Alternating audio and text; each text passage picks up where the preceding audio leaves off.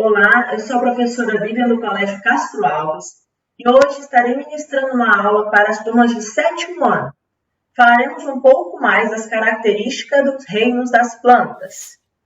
Bem, 7º ano, semana passada, na nossa live, nós fizemos um debate a respeito da importância das plantas.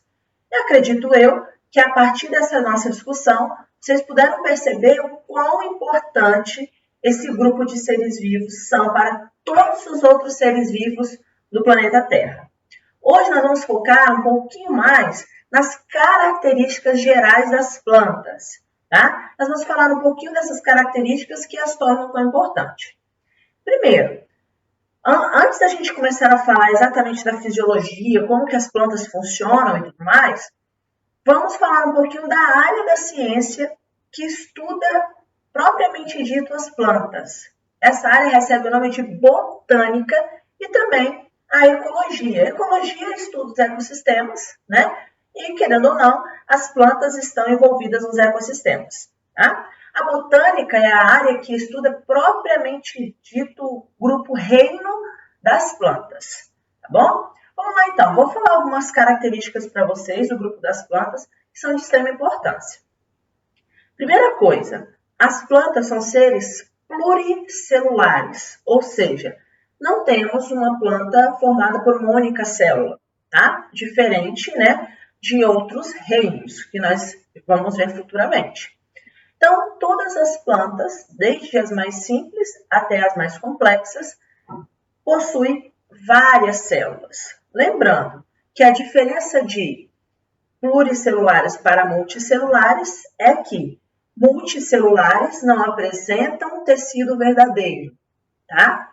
Pluricelulares apresentam tecido verdadeiro.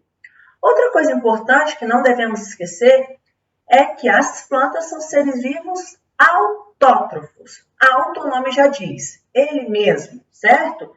Autótrofos, ele mesmo produz o seu próprio alimento. Então, as plantas são de extrema importância para iniciar as cadeias alimentares. Elas são os seres vivos produtores, aquelas que iniciam a cadeia alimentar. Elas produzem seu próprio alimento, obviamente, utilizam parte dessa energia que ela produziu para ela também respirar, que as plantas também respiram, nós vamos ver isso, tá? E o restante é passado para o consumidor primário, ok? Os herbívoros ou os onívoros, tá? Herbívoros se alimentam de plantas, os animais que se alimentam de plantas, e onívoros que se alimentam tanto de carne, de outros animais, quanto de plantas. Exemplo, a espécie humana, certo? Então, as plantas são seres que produzem seu próprio alimento. Professor, através de qual processo?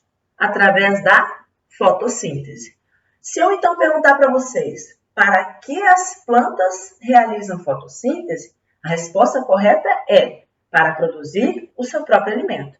Muitas pessoas acham que as plantas realizam fotossíntese só para gerar oxigênio. Mas não. O objetivo principal da fotossíntese é gerar a molécula de glicose, que é o alimento da planta. Inclusive, nós vamos ver isso em uma próxima aula, certo?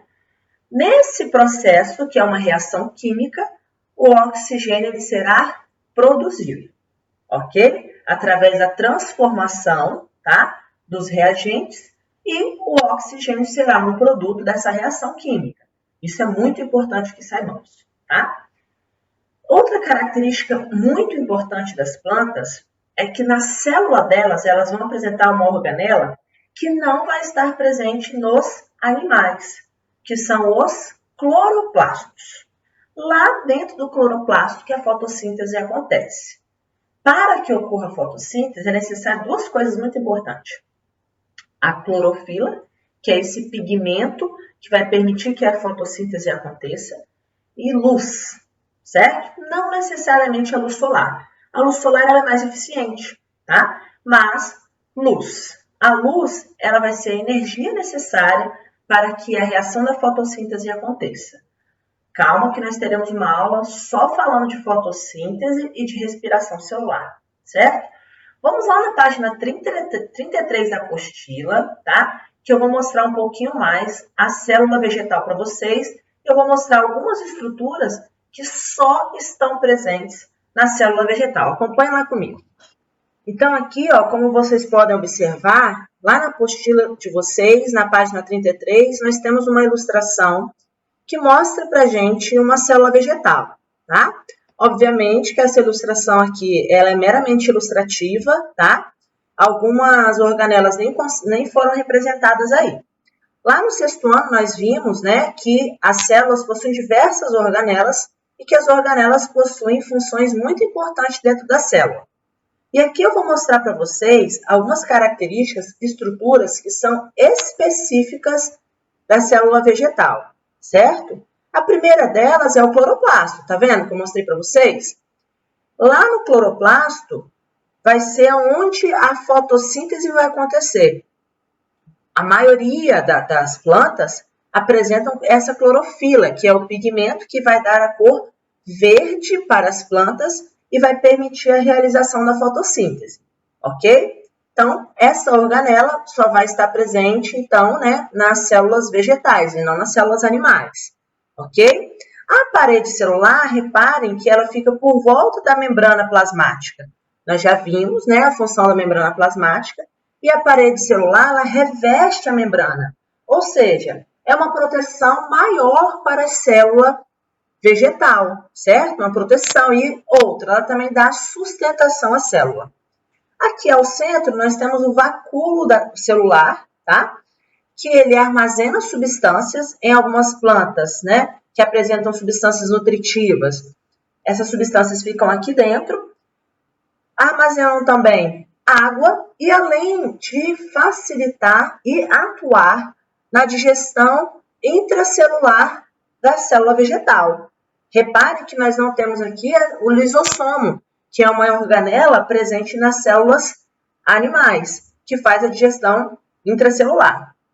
As plantas vão realizar esse processo usando também o vacúolo, certo? Reparem aqui também as plantas possuem mitocôndria, isso aqui é muito importante, porque elas também realizam um processo de respiração celular. Tanto é que eu vou deixar uma aula só para falar de fotossíntese e de respiração celular, para vocês entenderem que existe esses dois processos acontecendo dentro da célula vegetal, ok? Então, turma, por hoje é só, tá? A nossa aula hoje vai ficar falando só sobre as características mesmo das plantas, certo? Vou fazer uma aula específica sobre fotossíntese e respiração solar. É muito importante que vocês saibam para entender esse processo, certo? Então, por hoje é só. Na próxima aula a gente se vê.